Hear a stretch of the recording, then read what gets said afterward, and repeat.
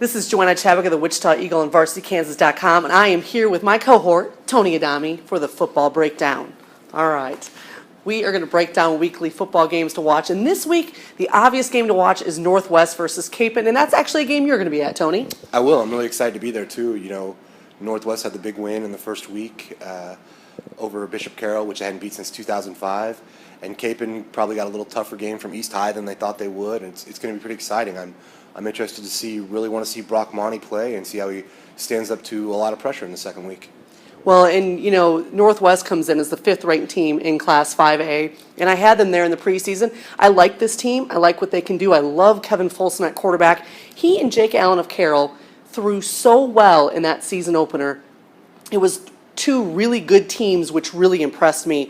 And I love the matchup of him with Brock Monty. These are both two very tough quarterbacks. Tell me what you think about Folsom. I haven't really seen him play yet, and I'm kind of interested in what kind of player he is. You know, he throws a really nice ball, and he probably ran more than what Coach Martin actually wants him to do, because they've got a couple backs with Jalil Rounds and Antonio Joyner that I think will be okay coming out of the backfield, where they don't have to have Folsom run so much, but the kid can take somebody out. I mean, he is really strong. Northwest is interesting to me because they're a team that can win at the point of attack with their offensive line.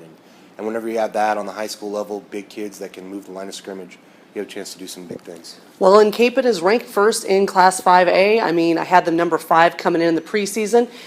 The top 4 teams lost. I think that might be a little unfair to them at this point. Well, that's how it works on any level, though. College, you know, high school, anything. That's the rankings. You lose, those teams lose even in the first week. You got to move them up.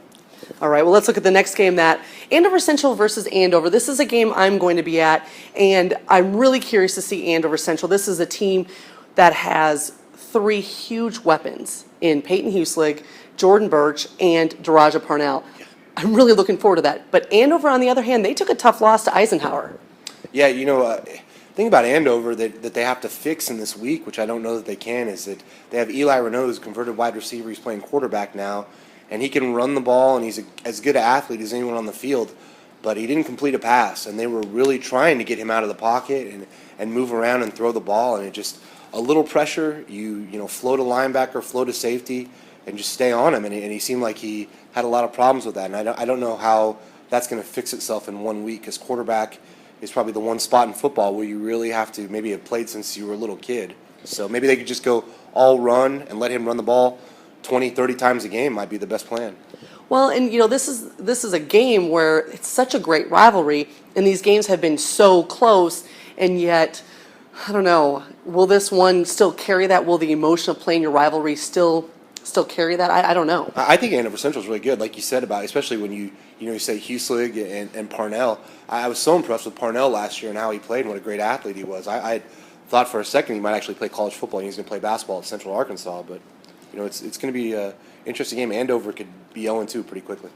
All right, next game that I'm looking at is Holton-May South, and Holton opens the season, certainly they've lost a lot of talent. Mason Barter is their top player back, but they lose in overtime to Silver Lake, a very good Class 3A team, but they're playing May South, which of course is led by Corey Frausto. Yeah, and you know, Frausto, for him, you know, going into the season, I did an article on him, and this is the kind of game that he was talking about where he wants to make a name for himself. He missed most of the summer with a partially torn hamstring, didn't get maybe the more offers he probably should have, and he's an elite level athlete, and this is the kind of game where he could really kind of make him, everybody around here knows him. A game like this, everybody in the state can know him. So looking at McPherson and Andale, and I'm not surprised that Andale is sitting at 0-1 because Buhler is so tough. It was only a 16-0 win for a very good Buhler team, whereas Andale lost so much from last year's Class 4A Division II championship team.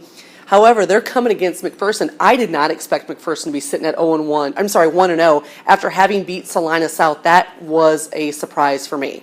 I think, you know, it might have been a little deceiving. You make such a good point about Andale losing to Buhler, and maybe some people looked at it as an upset or surprise. If you know anything about Buhler, you know what kind of team they had coming back, and that's really not fair to Andale, but what else isn't fair to Andale is playing McPherson in the second week. I know, I mean, especially beating Salina South, who was one of my ranked teams in Class 5A. I mean, I have to admit, I felt really stupid after Friday night's game, seeing 4 of my 5 Class 5A teams lose, but I think you're all right. Nobody really knows what's going on the first week of the season anyways. See, that's why we should start at week 4. All right? Your picks on week 4? Rankings and predictions week 4. No? Okay. No. All right. Heston and Halstead. This is a game that especially intrigues me. Now, this is a Heston team that did lose a lot from a year ago, and they're playing against Halstead. This is a really good rivalry. They got Halstead, who went all the way to the semifinals last year with Blake Beckett, who is an all-Metro linebacker. He had 180-some yards in the season opener at running back. I don't have much to say about Heston except for Ryan Shadler running that kickback against KU. That was amazing. That was amazing, wasn't it? That was amazing. I love seeing that. All right, Heights plays South, and I got to see South play North in the opener on last Thursday night, and Heights also had a Thursday opener. I don't know. South, to me, is improved. I like the toughness that they have. I like Kevin Steiner as a coach. Heights is going to be challenged, though. They were not challenged really against Southeast. I'm kind of curious as to what that offense with Garrett Haskins leading the way can do. The one thing about Heights that impressed me so much last week was, playing that Thursday game, kind of out of the bubble of the Friday Night Madness, maybe lose a little focus. Southeast was overmatched, but they did exactly what they needed to do. I think they beat them as like 45-0 or something, and they ran all over them. So when you see a team like that come out and dominate someone, it shows they're pretty focused, they're pretty sharp, and like you said, Haskins ran all over the place. Let's see if he can do it again.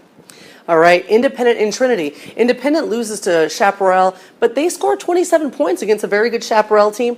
Trinity Academy, which is no doubt down after a year ago, not only loses its quarterback, Matt Jones, but Tyler Burns has moved on, and yet they get a huge win over Douglas, and I'm sure Douglas was overmatched there, but fact is, Josh Osborne coming in, I think he scored a lot of points. It's always good for them. Yeah, Trinity is a team, they could be good year to year. When you go out there to that school and you see the field and see how much money they've put into that football program and that facility, you got to think that there's a way they could sustain, being good year to year. All right, and looking at Carroll versus East, I think Carroll comes back here. East played Cape and tough. And of course, they got a really good passing game from Ethan Anderson that night, and it's always fun to watch Xavier Kelly play. But Bishop Carroll, I think, is going to come in and kind of handle this game. Jake Allen's a good quarterback, and I know he wasn't able to lead Carroll down to the win in the final couple minutes there against Northwest, but still, Adam Thies. Yeah, I'm not sure how to say it. I'm not either. I apologize. Adam, you know who you are, number 6. All right. I think he's going to be able to get some yardage there. Yeah, and it's tough for East to go back-to-back, with Capon and Carroll to start the season, but, if they can avoid injury, I know in the past they can get through that kind of early part of the schedule, they get kids hurt, kids quit, and they don't have a lot of depth, but if they can make it through these first 2 games, they could probably scrap to them, which would be a good season, would be maybe a game or 2 over 500, which you got to think after your first 2 games, your 2 toughest games are pretty much out of the way. Yep. All right, and to wrap it up, Buhler plays Mulvane, and of course Buhler with that good win over Andale at home. Buhler, they've got to be looking forward to being able to play on their field here at some point too. They played at Gowan Stadium, which can you really complain about playing at that field? Especially when you fill it up. Buhler, wow. Buhler. I mean, those fans, no doubt about it. That was impressive. But they play Mulvane, which is 1-0 as well after beating El Dorado. So you got any last thoughts, Tony? No, just send me to a Buhler game this year, please. I want to see Jace Williams play. Okay, we got it. Thanks for watching our show.